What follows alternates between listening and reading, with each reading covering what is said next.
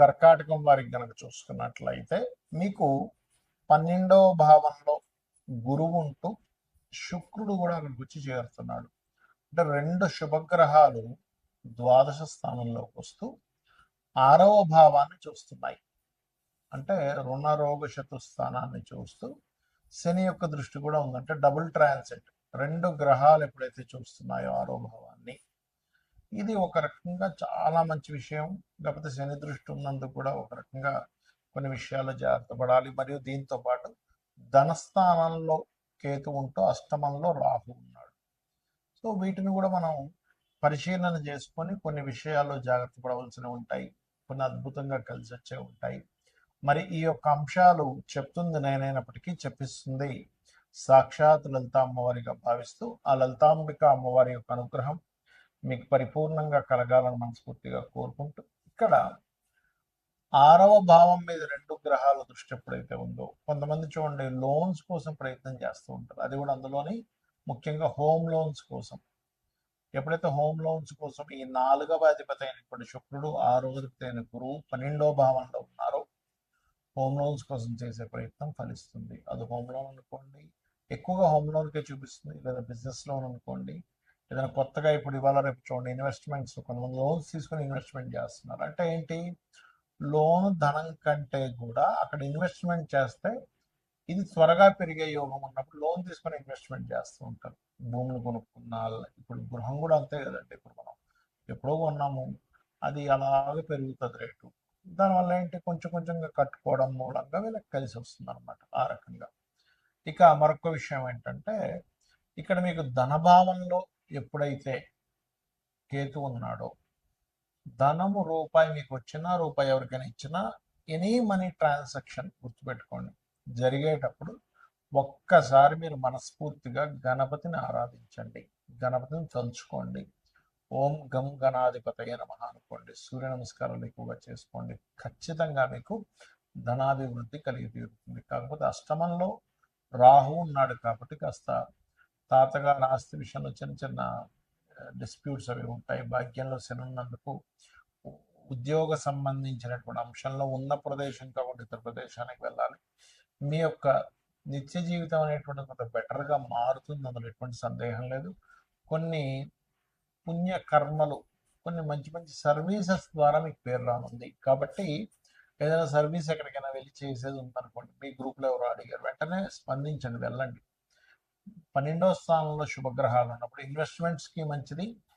అంటే మీరు ఇప్పుడు చేసేటువంటి ఇన్వెస్ట్మెంట్ ఏదైతే ఇప్పుడు మనకి చూడండి, ఈ యొక్క మే 14వ తేదీ నుంచి జూన్ 2 వరకు ఉండేటువంటి గురు శుక్రుల యొక్క కలయిక, మీరు ఇన్వెస్ట్మెంట్ చేసింది ఆ రూపాయి మీకు ఖచ్చితంగా నిలబడుతుంది. అంటే ఎక్కడో ల్యాండ్ కొన్నాము, అది తొందరగా పెరగడం, లేకపోతే ఏదో బంగారం కొన్నాము. అంటే ఇక్కడ ఏంటంటే ల్యాండ్ మీద మీరు ఇన్వెస్ట్మెంట్ చేయాలి అంటే కుజుడు బాగుండాలి, 4th హౌస్ బాగుండాలి మీ పర్సనల్ చార్ట్లో. లేదంటే బంగారం మీద చేస్తాము, గురు రవులు బాగుండాలి. వెండి మీద చేయాలి, చంద్రుడు బాగుండాలి. లేదంటే కాపర్ మీద చేస్తున్నాము, అగైన్ మరలా మీకు ఈ యొక్క కుజుడు బాగుండాలి. ఇత్తడి మీద చేస్తున్నాము, గురువు బాగుండాలి. ఇవి చూసుకోవాలి. ఇవి చూసుకోకుండా కూడా ఇన్వెస్ట్మెంట్ చేయకూడదు. ఇక మీరు నిత్యము సుబ్రహ్మణ్యేశ్వర స్వామి యొక్క ఆరాధన చేయండి, అన్ని విధాలా బాగుంటుంది. ఈ గ్రహాల యొక్క కలయికలు మన జన్మజాతకంలో కూడా ఏర్పడుతుంటాయి. మొత్తం రెండు గ్రహాల కలయికలు 35 కాంబినేషన్స్ ఉంటాయి, గుర్తుపెట్టుకోండి. ఇందులో ఫలకృతం ఇచ్చేటువంటి కాంబినేషన్ ఉంటుంది, మధ్యస్థంగా అంటే ఆ యొక్క కాంబినేషన్ మీకు మంచి చేస్తుంది, కొంత ఇబ్బంది ఇస్తుంది, కొన్ని బాగా ఇబ్బందిని ఇచ్చేటువంటి ఉంటాయి. ఆ 35 కాంబినేషన్స్లో మంచివి ఇచ్చేవి ఎలాగో మనకి పెద్దగా ఇబ్బంది పడాల్సిన అవసరం లేదు. గురు శుక్రులు, శుక్రబుధులు, లేకపోతే శని శుక్రులు, రాహువు శుక్రుడు, ఇలా రకరకాల కాంబినేషన్స్ ఉన్నాయి మంచి ఇచ్చేవి. గురువు రవి ఉంటే ఇంట్యూషన్ పెరుగుతుంది, ఆ జీవాత్మ సంయోగం అంటే ఇలాగా ఉన్నాయి. మరి మీడియంగా ఉండేవి కొన్ని ఉంటాయి, కానీ ఇబ్బంది ఇచ్చేవి కొన్ని ఉంటాయి. అంటే శనికేతు అంటే వాళ్ళకి ఎప్పుడైనా శనికేతు ఎవరికైనా ఉన్నప్పుడు వాళ్ళు ఉద్యోగం చేయకూడదు, గుర్తుపెట్టుకోండి. అది 159 యాక్సెస్లో ఉన్నా, కలిసి ఉన్న 159 యాక్సెస్లో ఉంటే కొంత 75% పనిచేస్తుంది, కలిసి ఉంటే 100% పనిచేస్తుంది. అలాంటప్పుడు వాళ్ళకి దేని ద్వారా ధనయోగం ఉందో చూసుకుని వ్యాపారంలోకి వెళ్ళిపోవడం మంచిది. మంచిది. ఎందుకంటే స్వేచ్ఛాయోగం అంటారు శనికేతువుల కలయిక. కాబట్టి వ్యాపారం చేస్తూ ఉండాలి శనికేతువులు ఉంటాయి. కొంతమంది కుజరాహువులు ఉంటారు, విపరీతమైన అగ్రెసివ్. అలాంటి వాళ్ళు మీరు గొడవలకు వెళ్ళకపోతేనే మీరు అభివృద్ధి చెందుతారు, లేకపోతే గొడవ అవుతూ ఉంటుంది ఎప్పుడు కూడా. శని కుజ, ఇది కూడా ఒక మాట తప్పు చేయరు వీళ్ళు, మాట అంటే పడరు. శని కుజులు ఉంటే కూడా అగ్రెసివ్, గొడవ పెట్టేసుకుంటారు. అంటే ఏమీ లేదు, ఒక ఎనర్జీ ఫామ్ అయినప్పుడు ఆ ఎనర్జీ ఫలితం ఇవ్వాలి. ఇప్పుడు మంటలో పెట్రోల్ వేసాం, భగ్గుమని మండుతుంది. వాటర్ వేసాం, ఆరిపోతుంది.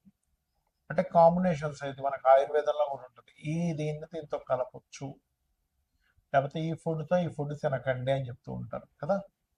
అలాగే మనకి మనకి కెమికల్ వీటిలో కూడా చూడండి, కొన్ని కొన్ని కెమికల్ రియాక్షన్స్ జరుగుతూ ఉంటాయి. అంటే ఒకదాన్ని ఇంకో దాంతో కలిపినప్పుడు ఒక రకమైనది వస్తుంది, ఒక దాని నుంచి ఒకటి తీసేసినప్పుడు ఇంకో రకమైనది వస్తుంది. అలాగే గ్రహాలకు కూడా ఇప్పుడు కుజుడు రాహు అనుకోండి, ఇది ఒక సర్పదోషం.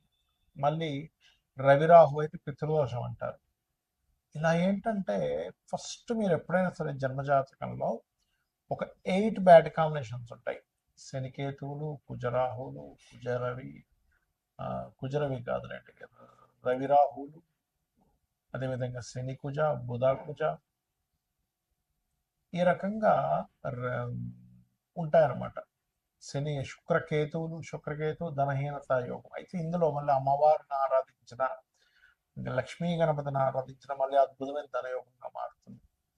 ఇవి ఒక్కొక్క భావంలో ఉంటే ఒక్కొక్క ఫలితాలు ఇస్తాయి. ధనస్థానంలో ఉంటే ధనం మీద ఎఫెక్ట్ చూపిస్తూ ఉంటుంది, సప్తమం మీద ఉంటేనేమో వివాహం మీద చూపిస్తుంటుంది, 12 మీద ఉంటే ఇన్వెస్ట్మెంట్స్ మీద చూపిస్తూ ఉంటుంది, 4 మీద ఉంటే ఒక్కోసారి యాక్సిడెంట్స్ మీద చూపిస్తుంటుంది, లేదా ప్రాపర్టీ మీద చూపిస్తుంటుంది, పంచమంలో ఉంటే ఏమో సంతానం మీద, 7వ భావంలో ఉంటే జీవిత భాగస్వామి మీద, 12లో ఉంటే వివాహ జీవితం మీద, అష్టమంలో ఉంటే యాక్సిడెంట్స్ మీద, భాగ్యంలో ఉంటే తండ్రి గారి ఆలోచన విధానం, తండ్రి గారి యొక్క నేచర్ మీద ఇలా చూపిస్తూ ఉంటుంది. అయితే ఇక్కడ ఈ కాంబినేషన్ ఉన్నంత మాత్రం చేత మనం భయపడటం కాదు, ఆ కాంబినేషన్ ఉన్నటువంటి మహాదశ వచ్చిందా లేదా, ఆ కాంబినేషన్ ఎంత బలంగా ఉంది. ఒక్కోసారి మన గ్రహాలు చూడడానికి రెండో ఒక రాశిలో ఉన్నట్టుంటాయి, ఇదేమో 1 డిగ్రీలో ఉంటుంది, ఇదేదో 29వ డిగ్రీలో ఉంటుంది, అప్పుడు కలవదు. ఎందుకంటే చాలా ఎక్కువ డిగ్రీలు ఉంది కాబట్టి మీకు అది కనీసం 10 డిగ్రీల లోపల ఉండాలి. 10 డిగ్రీలు మేము ఉంటేనే దాని ప్రభావం ఎక్కువగా ఉంటుంది. లేదా ఒక్కొక్కసారి పక్క రాశుల్లో ఉన్నట్టుంటాయి, కానీ ఇదొక రాశి అదొక రాశిలో నక్షత్ర సంబంధం ఉంటుంది. అంటే ఉదాహరణకి ధనిష్ట నక్షత్రం, మృగశిర నక్షత్రము, లేకపోతే ఈ కుజ నక్షత్రాలు 2 పాదాలు అందులో 2 పాదాలు ఇందులో ఉంటుంటాయి. లేదా గురు నక్షత్రాలు కూడా పునర్వసు, విశాఖ లేదా పూర్వభద్రం 3 పాదాలు ఒక దాంట్లో ఉంటే 4వ పాదం ఇంకో రాశిలో ఉంటుంది. ఆ రకంగా పాదాలు మారినప్పుడు రవి నక్షత్రాలు కూడా, ఇప్పుడు కృత్తిక ఉంది, కృత్తిక 1వ పాదం మేషంలో ఉంటే 2, 3, 4 పాదాలు వృషభంలో ఉంటుంది. అదేవిధంగా ఉత్తరాషాఢ కూడా ఉంటాయి, 1వ పాదం ఒక దాంట్లో ఉంటే సింహంలో ఉంటే 3 పాదాలు కన్యలో ఉంటాయి. ఉత్తరాషాఢ కూడా 1వ పాదం మకరంలో, ధనస్సులో ఉంటే మకరంలో మరో 3 పాదాలు. ఇలా పాద సంబంధం వచ్చిన 10 డిగ్రీల లోపల ఉన్న ఆ మహాదశలు నడుస్తున్నప్పుడు అది ఏ భావంలో ఉందో చూసుకొని దానికి సంబంధించిన మీరు పరిహారం కనుక చేసుకోగలిగితే, అంటే ఏ 2 గ్రహాలు కలిసాయో ఆ 2 గ్రహాలు ఏ పోర్ట్ఫోలియోని యాక్టివ్ చేస్తుందో తెలుసుకోవాలి. ఆ సమయం ఎప్పుడు వస్తుందో తెలుసుకోవాలి. అది మహాదశ, అంతర్దశాలు కొన్నిసార్లు ఎలా ఉంటుందంటే అసలు ఆ దశే రాదు కొన్నిసార్లు. అంటే ఉదాహరణకి ఏ శుక్రకేతువులు కలిసి ఉన్నారనుకోండి, అసలు ఈ అబ్బాయి పుట్టడం, అబ్బాయి కృత్తికలోనో రోహిణిలోనో పుట్టాడు, ఆయన కేతు మహాదశ రావాలంటే దాదాపుగా 110 సంవత్సరాలు పడుతుంది. ఎప్పుడు ఆ 110 సంవత్సరాలు అప్పుడు వస్తే ఏంటి, రాకపోతే ఏంటి. మనకి ఏ దశలైనా 70-80 సంవత్సరాల వరకే గుర్తుపెట్టుకోండి. 70-80 తర్వాత అన్నీ కూడా కర్మ సంబంధించినవి నడుస్తూ ఉంటాయి.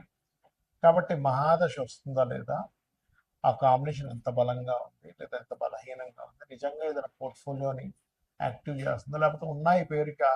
కొన్ని మంచి కాంబినేషన్స్ కూడా అంతే అండి, పేరుకి మాత్రం అద్భుతమైన యోగం ఉందండి. ఎందుకంటే 2 గ్రహాల కలయిక ఈ యోగం. మనం ఇప్పటి వరకు ఈ రాశి వారికి భావాన్ని యాక్టివ్ చేస్తుందని చెప్పడానికి కూడా కారణం ఏంటంటే అది యోగాన్ని యాక్టివ్ చేస్తుంది. కాబట్టి మీకు ఏదైనా ఇప్పుడు నేను చెప్పినటువంటి కాంబినేషన్స్లో ఏదైనా ఫలానా భావంలో ఉంది, ఆ మహాదశ నడుస్తుంది, అంటే శుక్రకేతులు కలిసిన శుక్రుడు దశ కానీ కేతు దశ కానీ నడుస్తుంటే అది యాక్టివ్ అయిపోతుంది. లేదా శుక్రుల్లో కేతు లేదా శని కుజులు కలిసిన శనిలో కుజులు లేదా కుజుల్లో శని యాక్టివ్ అవుతూ ఉంటుంది. అదేవిధంగా రవి రాహువు, రాహువు కుజుడు, శనికేతువులు ఇలా అది యాక్టివ్ అయినప్పుడు దానికి సంబంధించిన దానం ఇవ్వండి. ఖచ్చితంగా మీరు చాలా పెద్ద ఎఫెక్ట్ నుంచి బయటపడతారు. దానికి సంబంధించిన దానం ఇవ్వడం. ఇప్పుడు శనికేతులు ఉన్నారు, వెంకటేశ్వర స్వామి ఆలయానికి వెళ్ళడం. కుజరాహులు ఉన్నారు, నరసింహస్వామి లేదా దుర్గా ఆలయానికి వెళ్ళడం. రవిరాహులు ఉన్నారు, పితృదేవత ఆరాధన చేయడము మరియు సూర్యాలయాలు, దుర్గా ఆలయానికి వెళ్ళడం. బుధకుజులు ఉన్నారు, విష్ణు సహస్రనామాలు చదువుకోవడము మరియు లక్ష్మీ నరసింహస్వామి ఆరాధన కూడా చేసుకోవచ్చు అక్కడ. మరియు అదేవిధంగా కుజరాహులు ఉన్నారు, నరసింహస్వామి ఆరాధన చేయడం లేదా రుద్రం చదువుకోవడం. ఇవి చేసినట్లయితే ఖచ్చితంగా మీకు అన్ని విధాలా బాగుంటుంది.